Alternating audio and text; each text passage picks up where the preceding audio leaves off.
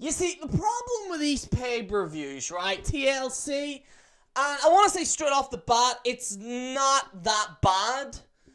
TLC wasn't that bad. I will say this, a few matches were terrible. But the matches, all in all, they were decent, right? But here's the problem with this, right? And it's something that I've seen rarely, when you see a good pay-per-view, a really good pay-per-view, right? It's very rare. But whenever you get these slightly, average or slightly above average pay-per-views, you hear people going, "This is the Blue Plan! This is what it means to be SmackDown, man!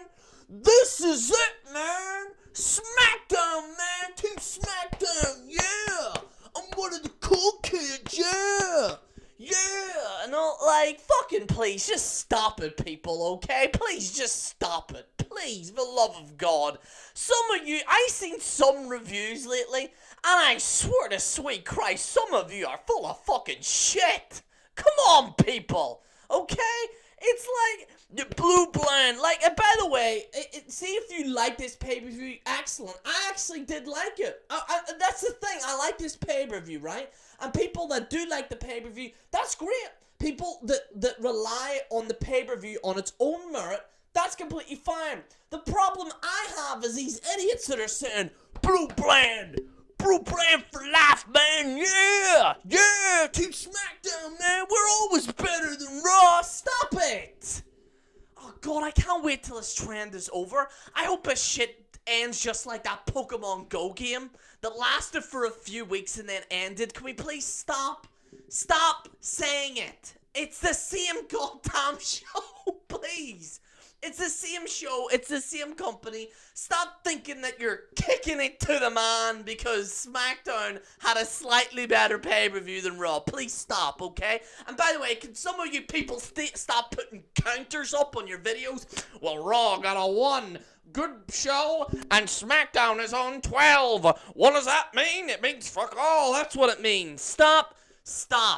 People, stop. Stop with this idiotic arguments of Blue Plan, SmackDown for life. Stop it. Please stop it. It is, you people are acting like children. See, if a 5-year-old or a 6-year-old or a 7-year-old or hell, even a 12 or 13-year-old was getting on like this, or even 14, right? If any, that would be fine, right? They're children, okay? But I'm seeing grown-ass men over the age of 30 fucking going Blue Plan and yeah, support SmackDown. I don't support Raw. I'm one of the cool kids on the block, yeah. Yeah, like they're sitting there like one of those idiots from NSYNC. Stop it. Please, just stop it. It is not funny, okay? Just stop it. Anyway, hi guys, welcome to another edition of General Jerry Channel. The sleeping bag hat here, wearing motherfucker here that's gonna be talking about the pay-per-view. Like I said, it was, but it wasn't an overly fantastic show, okay? Many people have said it was boring, and you know what, for those people I do agree with, I do understand their point of view where they're saying it's boring. Some of the matches I did like. I was surprisingly liked the Bray Wyatt. I can't explain it right. This is something that's been going through my mind here, folks. This Bray Wyatt Randy Orton match, for some weird reason, I actually really liked the match. I don't know what it was. Maybe I'm going mad. I don't know, but for some weird reason, I actually liked it. The reason I think I liked it, and I think it's something that maybe WWE need to do more, is these short and sweet and condensed matches for tag teams. The problem is with a lot of these tag teams, and I really hope they do this with Bray Wyatt and Randy Orton in the future, is that they shove a lot of guys in there. You have fucking 6 on 6 and 12 versus 12 and 20 versus 20 fucking tag matches, and it's ridiculous. And it was nice to see a basic tag match, really great structure, nothing too fancy. And I don't know what it was, but I actually liked it. That it wasn't too fancy. Do you know what it's kind of like? It's kind of like if you go to a fast food restaurant, right, and you have that fucking organized meal. Like, you know, you go to one of those fancy restaurants, and pretty much they give, like, it's really small. You know, you guys have been there. One of those really shitty, like, I don't like fine dining. I think it's a waste of money. Like, why would I pay $50 for a bit of fucking grass that's on a plate? I don't understand it, right? But this one was kind of like, you know, it's like going to Nando's. It's not like going to Burger King, but it's like going to Nando's. You get your chicken, you get your lettuce, you know, it was all good. I actually liked that match, to be honest with you. I don't know why. I was like looking at it, I was like, why am I enjoying this? And apparently I'm not the only one, because I was like, fuck, I must be going mad. I have to be going mad right now. But I wasn't the only one. Apparently some people actually liked it. And I feel as if it was well condensed. It was a well condensed match, if that makes sense. Like I said, I can't explain it. Write in the comments below, by the way, guys, because I don't know whether I'm going mad, but I don't know what it was, but I actually did like the condensity of that match, where it was just short and sweet and to the point. I think the problem is with these New Day matches and these, like, these other, like, fucking, the Bullet Club matches and the fucking, it's just too much, and it just comes off bad. But for this Bray Wyatt thing, and by the way, props to Rhyno and Heath Slater. I thought Heath Slater did pretty well as Rhyno, so. Anyway, guys, let us get into this review right now. There was a kickoff show. I never seen it, I have to be honest, because I actually have a life. Heath Slater and Rhyno, I've already talked about this, but Heath Slater and Rhyno versus the Wyatt family. I don't know why, but I bet Bleacher Report gave us a C+. Honestly, I actually like this match. I thought it was very, I don't know what it was, but I thought it was pretty good. I don't know what it is, but it's just weird, you know. I don't know, it was weird. Carmella uses a kendo stick to batter Nikki Bella. Nikki Bella versus Carmella, no disqualification match. Bella wins via pinfall. Carmella revealed that she didn't attack Bella at Survivor Series, blaming the ambush on Natalya. Pretty much a piss break. Pretty much got, like, boring. I have to admit, I didn't really see much of it, because I just couldn't be bothered, really. You know what I mean? Nikki looked very different as well. I don't know what it was. Maybe the hair and shit like that, but. Dolph Ziggler versus The Miz. So, yeah, The Miz uses 2 low blows to knock Ziggler away, pull him from the IC, and he ends up winning.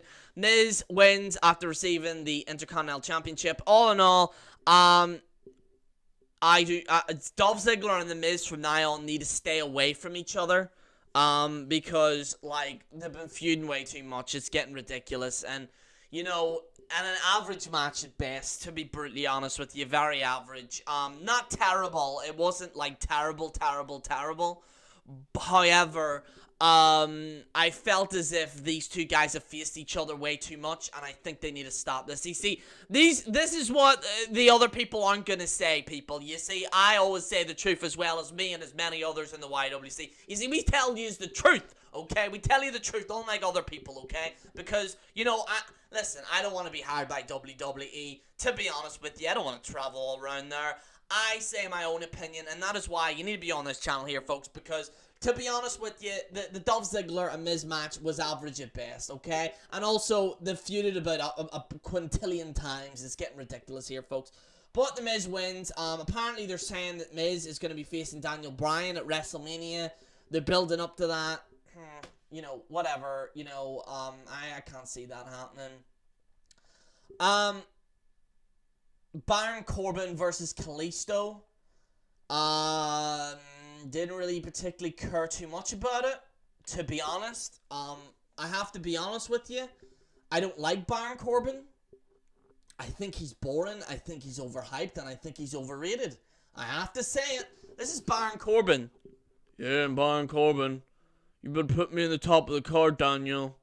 Yeah, Baron Corbin. I'm Baron Corbin. Yeah, Baron Corbin. Like, you know, and Kalisto's starting to annoy me as well. Like, In all fairness, like, it wasn't a terrible match, but it's just, I just don't care about Baron Corbin and Kalisto. As well, like, I mean, let's just call it like it is. Secretly, you don't really care about Baron Corbin. Come on. You see, if you go on my channel as well as many others, we bring you to the promised land, you know? Because we all know secretly you don't like some of these wrestlers, but you don't want to say. You just don't want to say it. You don't want to say it. And you just want to say to yourself, I really don't like these guys, but some of these people are saying they're great. I don't want to say anything. Listen, I'm the type of guy that will say the truth and I will say my opinion, and that is why you need to keep watching, folks, because it's like, that's just the way it is. It's just the way it is here, folks. But honestly, I don't like Baron Corbin. I have to be brutally honest with you. And come on. You just don't like Baron Corbin either. Come on. I'm Baron Corbin. Like, dude, it reminds me of someone you see in an Apple store. Would you like to buy the new iPad or the new PC? I would recommend the iPhone, really. Like, he just looks like a guy that's one of those people that work at Apple, to be honest with you. Alexa Bliss versus Becky Lynch. It was an alright match. I will say this. I think having Alexa Bliss as a champion is a good choice. I have to say that. I just hope it doesn't go down this Raw route of, like, pass the parcel type deal. Because I think Raw's like, everyone's saying on Raw that, oh, it's the women's revolution, but it's like pass the parcel, you know. 1 minute Sasha Banks has it, next minute, fucking Charlotte Flair has it, you know. It's like pass the parcel. I really hope they don't do that. I hope Alexa Bliss actually has a long run with the championship, because I have to admit, I actually do like her. You know, I do like her. Definitely one of the women that, you know, and I do like Becky Lynch as well, you know, because I'm Irish, but, you know, Alexa Bliss, I think, since maybe Paige, really, I've actually started to actually care about Alexa Bliss actually winning the championship, and if she's doing that, she's doing her job right. Now, I will say this, the match was, you know, very average at best, come on here, but honestly, I did like the finish in general. Let us get to the main event, because I got a lot to say about this one. First of all, main event was excellent. It was very good. I felt AJ Styles and Dean Ambrose did very well in this TLC match. I felt they did well. However, and I want to say however, because we'll get to the end of it, and we're going to get to the end of it because I got a lot to say about that. The match itself was very good. I thought it was excellent. I thought this was a proper way to... It's a bit of a shame that they had no blood. If they had a blood in there, I would have rated it higher. But, you know, this is WWE now. You know, unfortunately, I can't really rate it on blood anymore. You know, but it would have been excellent. But just a little bit of blood would have been perfect. But anyway... Just a little bit of dazzle of blood, but no, but like, joking aside though, I felt that this was a good match. I felt the way they did, I think, you know, whenever AJ Styles did that flip on the platter of chairs, thought that was excellent. I felt Dean Ambrose and AJ Styles did a good job. I just hope they improved Dean's character a little bit, and now it looks like Dean Ambrose might be going against James Ellsworth. And let us get into this little shit. In fairness, great match, but it was ruined by this little shit. And I'm not talking about in storylines or, you know, because I'm not 12, okay? When you ran the storyline, because James, like, I'm not 12, okay, people? I know this, right? But in saying that, James Ellsworth coming down was stupid, because it looks like now they're portraying him as the village idiot. Because I was watching for the first time in a while since Miz fucking went ballistic. I actually did see...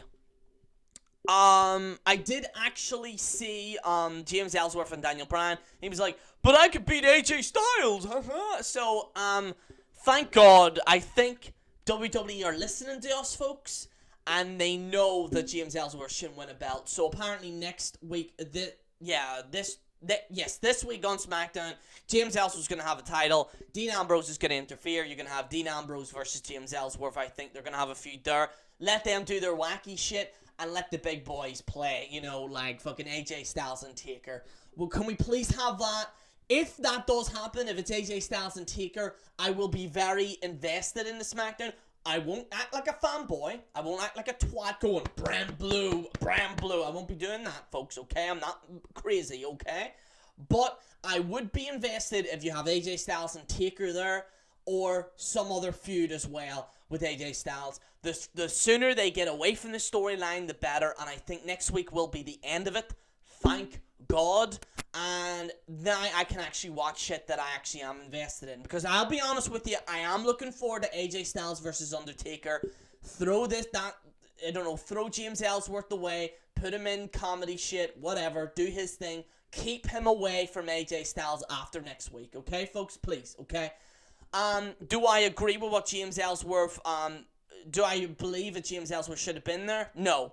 But in saying that, they were backed in a corner, and unfortunately they have to do it because whatever reason, Daniel Bryan and Shane McMahon or whatever writer seemed to love James Ellsworth and decided to fucking put him in it, which is ridiculous, okay, folks? I personally believe that they should have had a clean finish, AJ Styles and Dean Ambrose, and then done James Ellsworth, but James Ellsworth, as far as I'm aware, is not an actual heel turn. That is what I'm gathering. If you watch the Smack Talk thing, he's not a heel, he's an idiot. Pretty much. That's what they're portraying as. That's what they're getting at. And hopefully we see Dean Ambrose beating the shit out of James Ellsworth. And AJ, I might as well just have AJ Styles and Dean Ambrose beating the hell out of James Ellsworth. You might as well. So yeah, pretty much, yeah. That's pretty much it. And, yeah. All in all, I'm gonna give this pay-per-view a 6.5 out of 10. I would give it a 7 if the other matches were better. Like, if the Miz and Dolph Ziggler match was better, if the Nikki Bella match was better. As you see, I don't rate this on just the main event. I know a lot of people seem to revere it on the main event. Oh, the main event was great. There's a great show. No, I look at the whole entire show, alright? It's only in extreme circumstances where I'll judge it on the main event. Only if it's like, fucking hell, this is crazy, okay? That's the only time I will do that. But for the most part, guys, I actually check out the whole pay-per-view and rate it as the pay-per-view itself. Because I don't, it's just a fact. I'm giving this a 6.5 out of 10. Nearly it's not just a 7. A 7 is where most of the matches were very good. Or you had maybe one bad match, but the rest of them were good. That's kind of hitting a 7 mark. 8 is like perfect, and I rarely give it a 10 out of 10. I think I've only given a 10 out of 10 for Money in the Bank. And that was the CM Punk thing. That was the only time I've ever given it a 10 out of 10. I very rarely give shit a 10 out of 10. But guys, I'd like to thank you so much for watching. Like I said, guys, this pay-per-view might have a lot of heavy opinion. And also, guys, it's the 5th anniversary, actually today, the 6th anniversary of the General Jerry channel today. But I'm going to be uploading a video tomorrow, because, like I said, WWE are idiots. They're having a pay-per-view every 2 weeks and, shit like that. So I'm going to have videos out tomorrow and for the 6th anniversary, because I wanted to bang out this TLC review. I know I'm a bit late on it, but, better late than never, they say. And also, no one's even talking about TLC as well. Like, nobody really cares, which is just crazy. But anyway, guys, thank you so much for watching. This is General Jerry on the General Jerry channel, signing out.